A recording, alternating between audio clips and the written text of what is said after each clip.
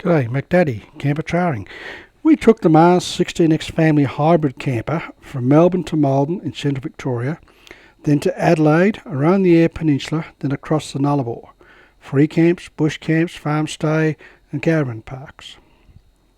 After reaching Norseman, we headed south to Esperance, then followed the West Australian coastline with detours to Ravensthorpe and Mount Trio Bush Camp before turning towards Shane Beach, Albany, Denmark, Walpole, Pemberton, Augusta, Margaret River, Bustleton, Mandurah, Coogee Beach, Fremantle, Perth, Lancelin, Cervantes, Geraldton, Horrocks, Kalbarri and the Kalbarri National Park before heading east through the wheatlands to Wongan Hills. We have travelled on the inner city roads of Melbourne, Adelaide and Perth, major freeways, state highways, Victoria's pothole-ridden roads, dusty country roads, down the steep Adelaide hills into Adelaide with the trucks using trawler gears in the two left lanes.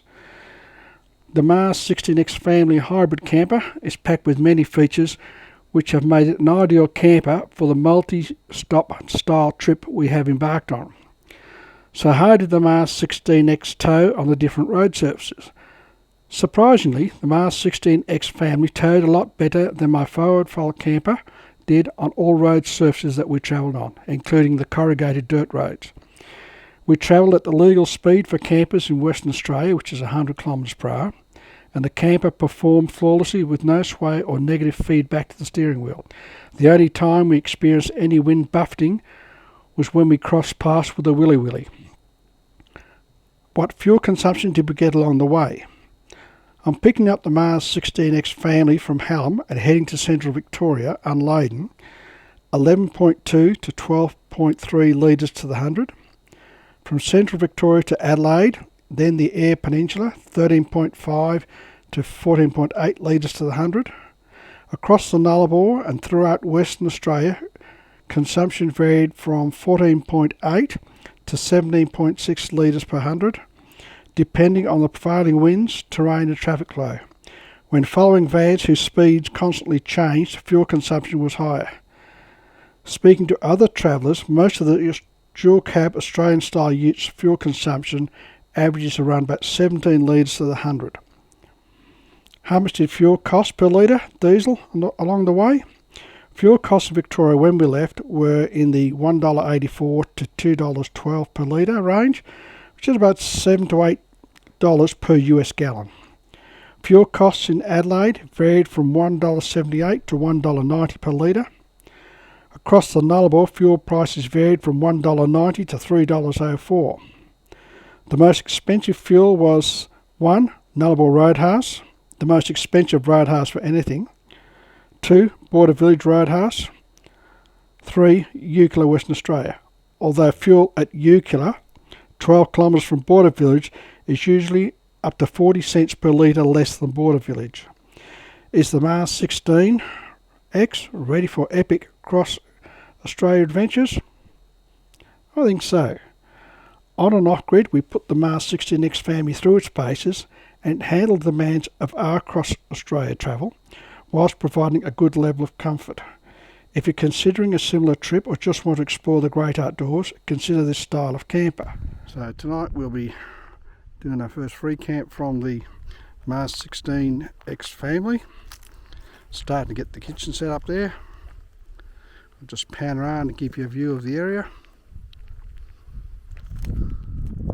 G'day, McDaddy camper trailing. Well, we started off from Victoria quite a few weeks ago. We've travelled through Victoria, down the South Australian coast, the Eyre Peninsula, followed the coast road all the way through Western Australia, went all the way up to Kalbarri, and we just come back inland a bit. We're heading towards Wave Rock. We've got a bit of a layover here at Wongan Hills Caravan Park, so just thought I'd give you a bit of a update video on how the camper is performing and what the wife thinks of it. So it's been towing very well. Fuel consumption has been good. The wife is loving all this storage. She loves the pantry. So much place to put things in here.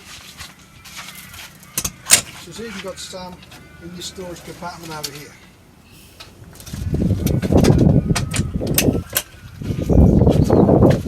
So yeah, all nice and convenient when she's doing her cooking.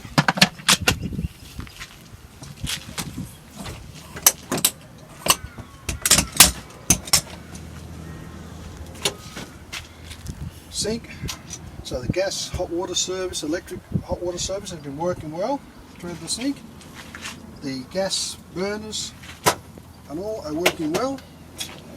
Haven't had an issue. And got a cutlery drawer here, so the wife is quite happy with how all the kitchen area is, which is very good.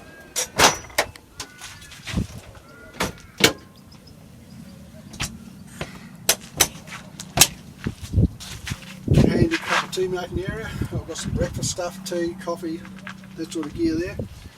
So have I had any issues? I had a slight one, which I called into Perth to get fixed. One of the screws on the top of here came loose. Right, inside the camper here, this is how we've decided to set our bed system up. We haven't worried with the table, we've just got the chair. We haven't worried about flipping up this couch. We prefer just to arrive at a site and be ready to go. So we've just got the bed set up here, couch is there. Now if you have a look over here, this camper's got quite a few cupboards. So in here we've got the socks, the jocks, hankies, shirts. So you can see there's quite a lot of storage as you come around the van. Pajamas, dimensionals, shirts. So we're coming right round. You can see everything's been put into place. There's a lot of storage here. We've even got another little storage compartment here, which I keep my new stubby holders. We've got USB points for charging our phones. Fans should we need them. There's also a light, and that's on both sides. We've got insect and block out blinds, which are really good. They block out light fully. I'll take these off. I've got the vent open here. This light area here can be controlled on the side. Back on. Right, yeah, it's quite a comfy setup. We can pull down the blinds at the side, speakers there, fire alarm there, all good. On the other side here we've got our two bunks, the bunk at the top and the bottom one. Each of the bunks are very similar. They go in behind the shower, so you can see the blind there, the bed. It's a nice little cave. There's USB charging points up on the roof there too, plus a light. And the same on this side, top and bottom.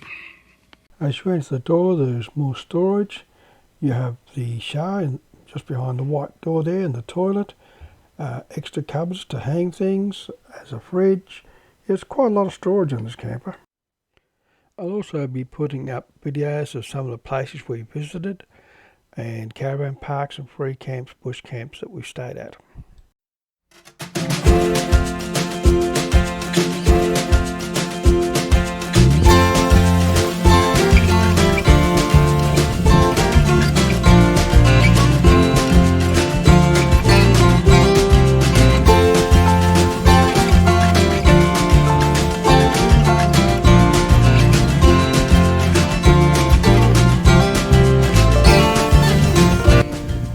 Thanks for watching, and please subscribe to our channel.